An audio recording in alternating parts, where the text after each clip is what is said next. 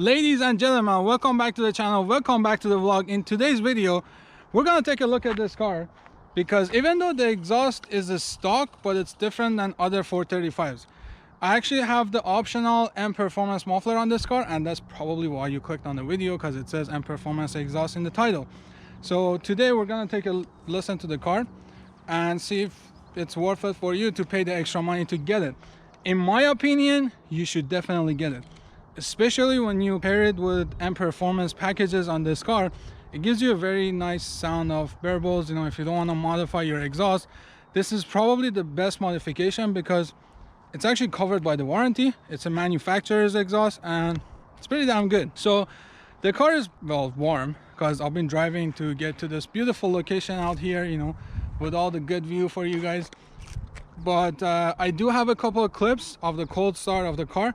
I'm gonna include them right here, and then we're gonna go for a drive flywise, and also we're gonna compare different settings of the car, because when you go through Eco Pro, then to normal, then to sport, the sound of the exhaust changes, because not just because of the exhaust, because the exhaust is valved, but I believe that's not the biggest difference, because the engine actually kind of acts differently too.